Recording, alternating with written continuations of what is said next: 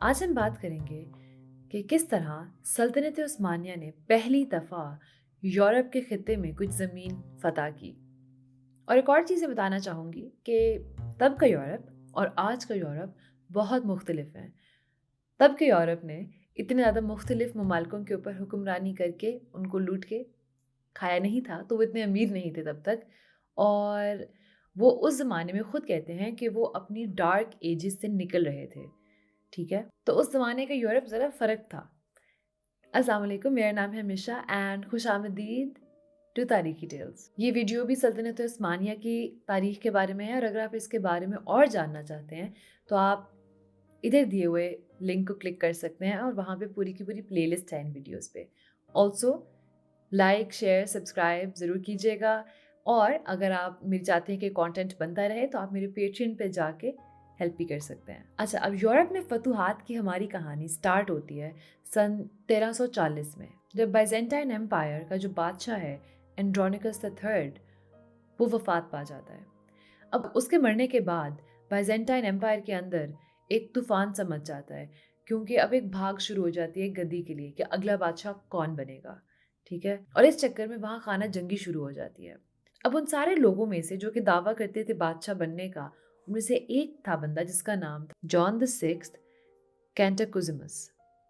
अब इस वीडियो में मैं उसको आगे जॉन या जॉन द सिक्स्थ कह के ही बुलाऊंगी। अब ये जो बंदा था, ये जो पिछला बादशाह था, उसका कोई वजीर था, काफ़ी करीबी वजीर। अब जब बाइजेंटाइन एम्पायर में सारा कुछ चल रहा होता है, उस दौर में सल्तनत उस्मानिया का लीडर होता है ओरहान, उस्मान का बेटा।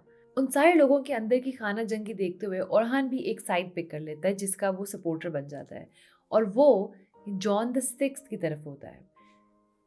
ये दिखाने के लिए वो किस हद तक उनके साथ है, वो उसकी बेटी थियोडोरा से शादी भी कर लेता है 1346 में। लेकिन अब ये शादी, थियोडोरा से जो शादी होती है उसकी, इसके बारे में हमें बाइजेंटाइन तारीखदान जो हैं उनसे ही पता चल रहा है। जो तुर्क तारीखदान है वो एक्चुअली इसको बिल्कुल मेंशन नहीं करते, वो कुछ भी नहीं बताते ऐसी शादी के बारे में। और आजकल के तारीखदान ज़्यादा कायल हैं बाइजेंटाइन एम्पायर की तारीखदानों की बात को सच मानने में, क्योंकि उनकी तारीख साथ के साथ वो लोग लिख रहे थे, जबकि ये ऑटोमन्स की तारीख इन्होंने उस्मान के मरने के कोई 150 ईयर्स बाद तहरीर करना शुरू की। तो समझ लगती है। अब दो पार्टीज़ बहुत ज़रूरी हैं ये यूरोप की फतूहात की कहानी के लिए। एक यही आदमी जॉन द सिक्स्थ, और दूसरा जेनुइज लोग यानी जेनोआ के लोग। अब बाइजेंटाइन एम्पायर में तो खाना जंगी चल ही रही थी, ठीक है। साथ ही साथ बैकग्राउंड में जो वेनिस के लोग थे और ये जो जेनोआ के लोग थे, इनके बीच में भी जंग छिड़ी हुई थी और काफ़ी मसले मसाइल चल रहे थे। और उस जंग में ओरहान साथ देता है जेनोइज का, और वो काफ़ी डिफरेंट मौक़ों पे उनकी मदद भी करता है, तो ये याद रखिएगा। तो अब सन 1352 में जॉन बाकायदा खुद दावत देता है को तकरीबन 6000 ऑटोमन सिपाहियों को कि वो आएँ यूरोप में और वो उसका साथ दें इस जंग में जो कि वो लड़ रहा है। और यहाँ वो जेनोइज लोग भी काम आते हैं। वो जेनोइज लोग सारी कश्तियाँ फराहम करते हैं जिसके अंदर बैठ के ये तुर्क फौजी बॉस्फोरस क्रॉस करते हैं और यूरोप जा पहुंचते हैं। और गैलीपोली के अराउंड एक एरिया होता है, उसको वापस फतह करना होता है। अब ये जो सारे फौजी हैं, इनका लीडर होता है ओरहान का बेटा सुलेमान पाशा। अब सुलेमान वहाँ पहुँच जाता है और वाकई ये वो पूरा का पूरा एरिया थ्रास का वापस लेने में कामयाब हो जाता है। लेकिन बजाय इसके कि वो ये जॉन द सिक्स्थ को दे देता, वो एनाटोलिया से और तुर्क लोग मंगवाता है और तुर्क सिपाही मंगवाता है, और वहाँ पे गैलीपोली के एरिया में जो बाकी किले होते हैं उन पे भी हमला बोल देता है और उनको घेराव में ले लेता है कि कभी ना कभी तो बाहर निकलेंगे, राइट। और कहा जाता है कि ये घेराव बहुत देर तक चलता है, क्योंकि ये सारे के सारे किले बनाए ही इस लिहाज से गए होते हैं कि ये इस तरह की मुख्तलिफ फ़ौजों को का सामना कर सकें।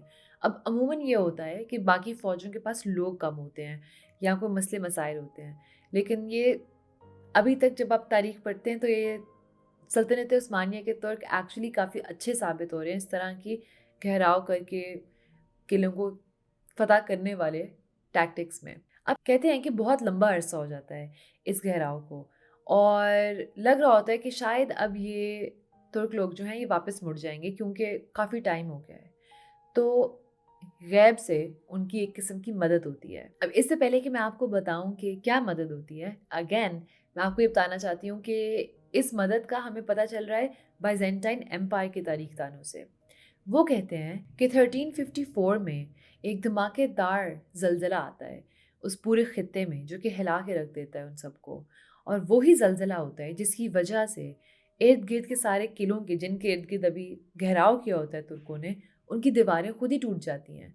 तो ज़ाहिर-सी बात है, जब दीवार टूट गई तो किला क्या बचेगा, राइट? वो किले को भी फ़तह कर लेते हैं।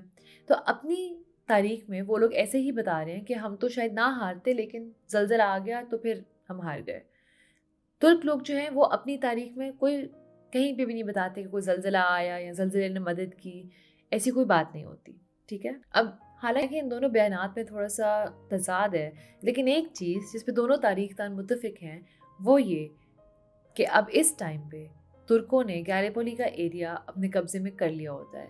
यानी कि यूरोप में उनके पास अब एक ख़ित्ता है, और आज के तारीख़दान ये कहते हैं कि वो ख़ित्ता बहुत ज़रूरी था इनका लेना, क्योंकि उसकी बदौलत ये वहाँ पे जमा हो के वहाँ से अपने आप को बिल्ड करके बाकी यूरोप में भी अटैक कर सके और एरिया ले सके। और ये थी कहानी कि किस तरह पहली दफ़ा यूरोप में तुर्कों ने थोड़ा-सा ख़ित्ता फ़तह किया। आपसे मुलाकात होगी अगली दफ़ा। अल्लाह हाफ़िज़।